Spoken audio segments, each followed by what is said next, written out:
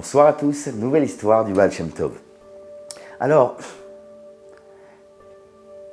je vais parler d'un autre personnage que le Baal Shem Tov, qui est très lié au Baal Shem Tov.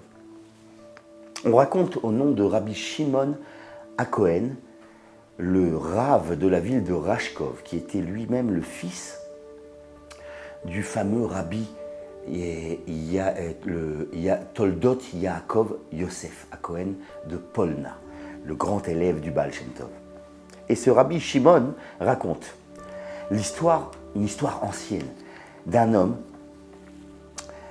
appelé Rabbi Adam Baal Shem Tov. Étonnez-vous, il s'appelait Rabbi Adam Baal Shem Tov. Il était l'élève de Rabbi Yoel Baal Shem. Donc vous voyez que les Baal et Shem de génération. Rabbi Yoel Baal Shem de la ville de Zamoch, qui était un très grand kabbaliste et le maître de la ville là-bas. Il était lui-même ce qu'on dit en hébreu, le Rosh Chavurat Hatzadikim Anistarim. Il était le chef de la confrérie des justes cachés, d'une période qui a précédé la Chassidoute. Et le fameux Rabbi Adam était un personnage vraiment très spécial, très énigmatique. On raconte un jour que sa femme se tourne vers lui, ils étaient très très pauvres. Sa femme se tourne vers lui et dit « Jusqu'à quand allons-nous souffrir de la pauvreté ?» Et Rabbi Adam se tourne vers elle et lui dit « Mais ma femme, que désires-tu? Un vêtement qui te ferait plaisir? Pense à ce vêtement et va dans le débarras qui est à côté de la maison et va le chercher dans le débarras. » Sa femme sort, elle pense à un vêtement. Elle ouvre le débarras et ce vêtement est pendu dans la penderie du débarras. Émerveillée, sa femme porte le manteau qu'elle a pensé et chaque jour, elle allait dans le débarras. Le soir, elle mettait son vêtement. Le matin, elle venait, elle pensait à un nouveau vêtement, elle ouvrait le débarras et le vêtement était dans le débarras. Et elle sortait comme ça, jour après jour, avec des nouveaux vêtements, à chaque fois. Et Rabbi Adam lui dit à chaque fois, tu remets le vêtement dans le débarras. Les gens étaient émerveillés, ils connaissaient tous la pauvreté de Rabbi Adam. Mais comment c'est possible qu'elle sorte chaque jour sa femme avec un nouveau vêtement? Et donc ils ont essayé de la cuisiner, comme on dit, de lui dire, mais donne-nous ton secret. Et elle leur dévoile son secret, le débarras. Et la rumeur a commencé à se propager. Le fameux débarras. On pense à un vêtement, il apparaît dans le débarras. La rumeur se propage. Elle arrive jusqu'aux oreilles de l'empereur même de Russie. Et l'empereur ouvre une enquête pour aller voir, envoie des hommes là-bas pour vérifier si c'est vrai. Les hommes reviennent. « Oh mon empereur, c'est totalement vrai. Ce débarras est incroyable. » Et dès ce jour, l'empereur a pris en estime Rabbi Adam, il a pris contact avec lui. Il l'avait dans une très très haute estime à ses yeux. On raconte, un jour, Rabbi Adam envoie une invitation spéciale à l'empereur. Il lui dit « Oh mon empereur, je t'invite à un grand festin que j'organise en ton honneur. Tel jour. » Et l'empereur reçoit cette invitation et renvoie à Rabbi Adam pour la très haute estime. Il lui dit « Je t'aime tellement, Rabbi Adam, que j'accepte de venir à ton festin, je le promets. » Et Rabbi Adam vit dans une maison minuscule. Comment peut-il inviter le roi dans un palais, dans un festin? Eh bien, le fait est qu'un jour, Rabbi Adam a vu que loin d'ici, un très grand roi voulait faire honneur à son ami, un autre grand roi. il lui dit, je vais t'inviter à un festin magnifique en ton honneur. Et ce festin-là, pour pouvoir vraiment honorer le roi, il a mis 3 ans à le préparer. Il a dû bâtir des palais très très hauts, magnifiques, avec des aquariums en cristal suspendus sur les murs, avec de l'eau, énormément de poissons qui se promènent partout, des buffets en or et en argent remplis de nourriture, de mets, de vins très précieux. Jusqu'au bout de 3 ans, le roi fixe officiellement la date du festin. Et Rabbi Adam choisit le même jour pour inviter l'empereur à un festin. Et le jour du voyage arrive. L'empereur prend avec lui les ministres, il prend avec lui ses princes, toute une grande assemblée pour partir en voyage au festin de Rabbi Adam. Et parmi ces ministres, il y avait un ministre qui avait une très très grande haine pour les Juifs.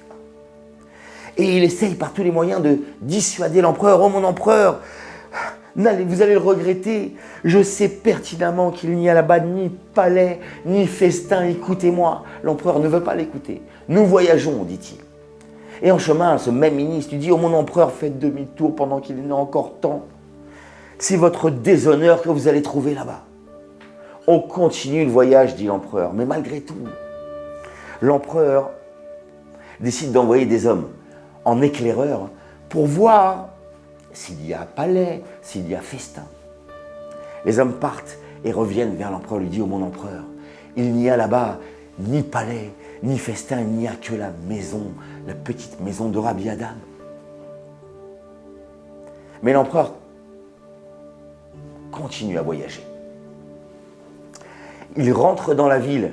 Lorsqu'il rentre dans la ville, il envoie encore des hommes. Allez voir là-bas s'il y a palais et festin. Ils reviennent avec la même réponse. Mon empereur, il n'y a que la petite maison de Rabbi Adam.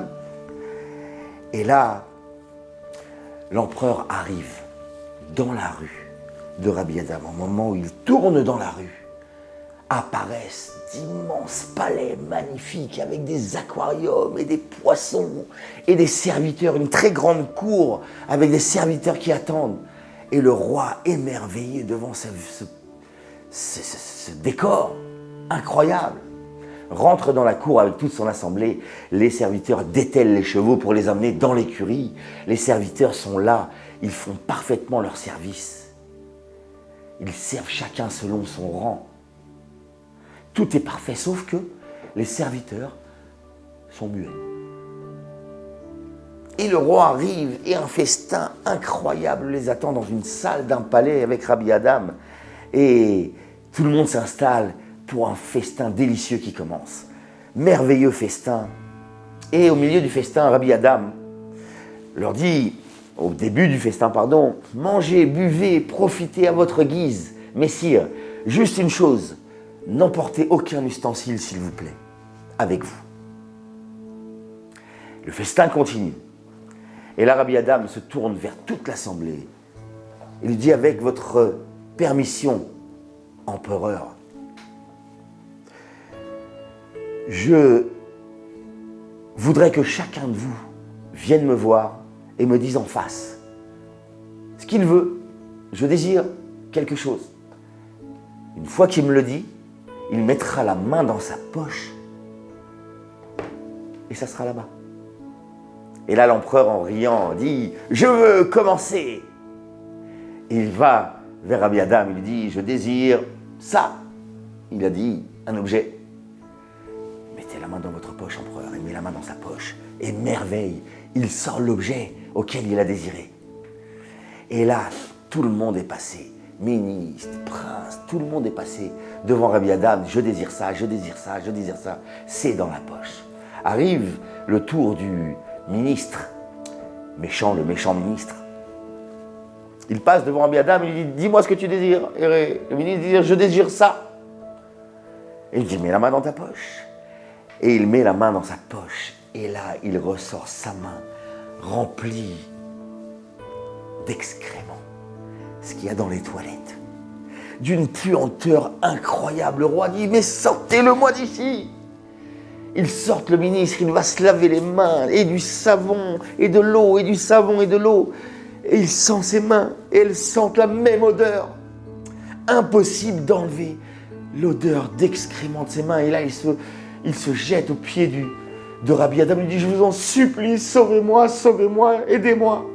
Et Rabbi Adam lui dit, si tu prends sur toi de ne plus jamais ni haïr, ni faire de mal à quelque juif que ce soit, ça ira. Mais sinon, tes mains auront cette puanteur jusqu'à la fin de tes jours. Et le ministre dit, j'accepte. Et là, Rabbi Adam dit, impossible de t'enlever cette odeur, quoi qu'il arrive.